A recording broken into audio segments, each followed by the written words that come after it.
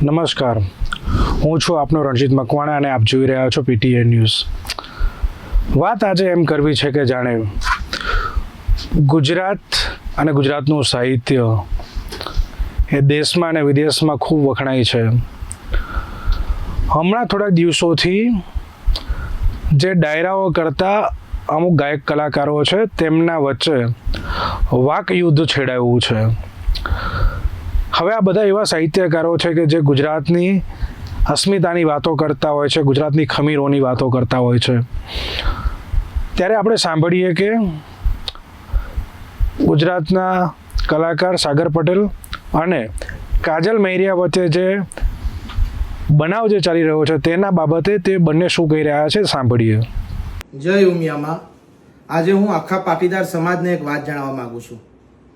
આજે હું દ્વારકા ખાતે એક કલાકારોનું અહીંયા સંમેલન હતું, જેમાં દરેક શ્રેષ્ઠ કલાકારોનું સન્માન કરવામાં આવે.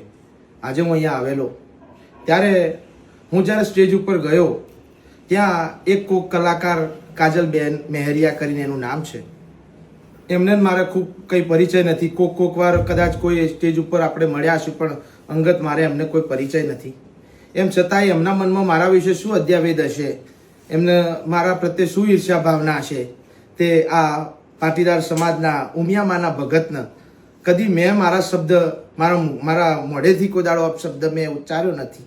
અને મારા કાનમાં આવીને અપશબ્દ મને ગાળો બોલી, મારી માતાજી વિશે, મારી ઉમિયામા વિશે ખોટું બોલી, મને એવું બોલ્યા કે હું આ વિડીયોના માધ્યમથી નહીં બોલી શકું. મિત્રો, મારા ભાઈઓ, મારા સમાજને હું વિનંતી કરું છું કે આ બેન પહેલાં પણ એકવાર માતાજીને ગાળો દીધેલી છે આ બેનને, પણ એમનું અંગત મેટર હશે, એમાં આપણે પડવા નહીં માગતા. પણ આજે મા જગદંબા ઉમિયાનો સવાલ છે, આખા પાટીદાર સમાજનો સવાલ છે. આજે મેં જો તન મન અને મારા ઓતેડાથી જો મા જગદંબા ઉમિયાના ગીતો ગાયા હોય ને, તો મારા સમાજને હું વિનંતી કરું છું. આજે મને આ કહેતા મને ખૂબ અંદરથી દુઃખની લાગણી થાય છે. કંઈક બેન લેડીઝ હતો એ રહ્યો, એટલે હું એમને કંઈ બોલી ના શક્યો. અને આમ પણ હું ક્યારેય કોઈને અપશબ્દ બોલતો નથી. માતાજીના નામ સિવાય મારા મોઢે કશું આવે નહીં. અને આજે મને અપશબ્દ બોલી ગયા, માતાજીને અપશબ્દ બોલી ગયા. હવે એમના મનમાં શું હશે એ તો મને ખબર નથી.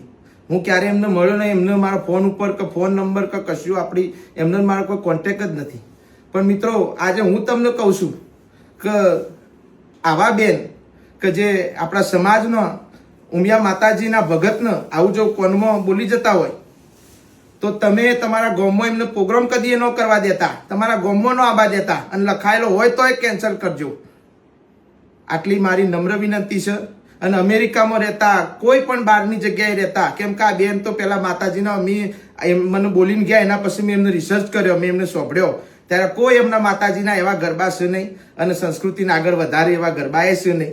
બરોબર. અને હસી તો ગાયો હસી એમની રીતે, એમાં આપણો સબ્જેક્ટ નહીં, કોઈ વિષય નહીં. પણ આ હું વિનંતી કરું છું કે આજે મને કોનમાં જે અપશબ્દો બોલ્યા, મને ગાળ દીધી છે, બરોબર, તો આખા સમાજને ગાળ દીધી, બરોબર છે, તો તમે એનો ન્યાય લાવજો. મારો સમાજ, મારો પાટીદાર સમાજ, મારા ઉત્તર ગુજરાતનો, મારા સૌરાષ્ટ્રનો આખો પાટીદાર સમાજ, મારા લેવા કડવા પટેલ, બધા ભાઈઓ ભેગા થઈને અને આ બેનને કોઈ દર સ્ટેજ ઉપર ન ચડવા દેતા, એવી આ ઉમિયા ભગતની તમને નમ્ર વિનંતી છે. બે હાથ જોડીને ભાઈઓ. જય માતાજી મિત્રો, જય વિહતમાં જય અંબે. થોડા કલાકો પહેલા મારા નામથી પાટીદાર સમાજ અને ઉમિયા માતા વિશે અપશબ્દ બોલેલ અને પાટીદાર સમાજને ગાળો આપેલ એવું એક મારા મોટા ભાઈએ સોશિયલ મીડિયામાં વિડીયો મૂકેલ છે. આ વાતને હું સદંતર નકારું છું, કારણ કે આ વાતને મારા ભાઈ કોઈ બી રીતે સાબિત કરી બતાવે તો મારું સંગીત પ્રોફેશન આ જીવન હું છોડી દેવા તૈયાર છું. હું સાચી છું. હું પાટીદાર સમાજ અને ઉમિયા માતાજી વિશે એક પણ શબ્દ બોલેલ નથી. એ સાબિત કરવા હું મારા ઘરેથી, તમને બધાને ખબર છે કે હું મહેસાણા રહું છું, મહેસાણાથી નજીક જ છે ઊંઝા ઉમિયામાનું જોરદાર મંદિર છે, આ બધા જાણો છો. ત્યાં અખંડ જ્યોત છે મા ઉમિયાની. તો હું મારા ઘરેથી ચપ્પલ વિના ચાલતી ઉમિયામાએ જઈ અને ઉમિયા માતાજીના દીવો ઉપાડી, દીવા પર હાથ મૂકી મારા ભાઈને વિનંતી કરું છું કે જે સમયે અને જે તારીખ આપું એ દિવસે ઉમિયા માતાજીના મંદિર પાટીદાર સમાજના આગેવાનોની હાજરીમાં પાટીદાર સમાજ જે પણ કહેશે એ માટે હું સાબિતી આપવા માટે તૈયાર છું અને તૈયાર જ રહીશ. બીજું, તમે વિડીયોમાં એ પણ સાબિત કર્યું છે કે તમે મને નથી ઓળખતા, તો તમે મને તમારા લગ્નની કંકોત્રી કેવી રીતે આપી? તમારા જન્મદિવસના દિવસે તમે મને ઇન્વાઇટ કેવી રીતે કરી કેક કાપવા માટે? તમે મને નથી જ ઓળખતા તો કંઈ વાંધો નહીં, એ પછીની વાત છે. તમે નથી ઓળખતા કંઈ વાંધો નહીં, પણ એ ભાઈ પણ અત્યારે વિડીયોના માધ્યમથી પાટીદાર સમાજ અને ઉમિયા માતાજી વિશે જે પણ કરે છે તે સાચું સાબિત કરશે. ભાઈ, મોટા ભાઈ, તમે મને સાબિત કરી બતાવજો કે હું આ વસ્તુ બોલી છું. જો હું આ વસ્તુ બોલી હશું તો હું ઉમિયામાએ દીવા પર હાથ મૂકીને કહીશ કે હું આ વસ્તુ નથી બોલી. ઉમિયામા વિશે, પાટીદાર ભાઈઓ વિશે કે સમાજ વિશે કે તમને હું ખરાબ શબ્દ કોઈ બોલી હોઉં તો તમે મારા ઘરે 77 માનો દીવો ઉપાડવા માટે તૈયાર રહેજો. તમે સોગન ખાઈને દીવા પર હાથ મૂકીને તમે મને ખોટી સાબિત કરજો, તો જ હું માનીશ કે હું ખોટી છું, તો જ હું તમારી માફી માંગી શકીશ. બાકી કોઈનું દિલ દુભાય એવી વાત મેં કોઈ દિવસ કરી નથી, કોઈ દિવસ ના કરીશ. બીજું, હું કોઈ પણ સમાજ વિશે ક્યારે કોઈ બોલતી નથી. હું મારો ધંધો જાતે કરું છું, હું જાતે મારા પ્રોગ્રામો કરું છું.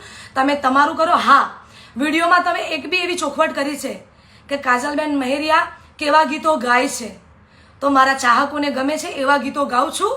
તમે તમારું કરો, મને મારું કરવા દો ને મને શાંતિથી જીવવા દો. મને ટાર્ગેટ ના બનાવો. જય માતાજી, જય વિહતમાં. હવે આગળ જોવું રહ્યું કે આમને ભગવાન સદબુદ્ધિ સુજાડે અને સારા કામે પાછા વાળે. આવા જ સમાચાર જોવા માટે જોતા રહો PTN ન્યૂઝ.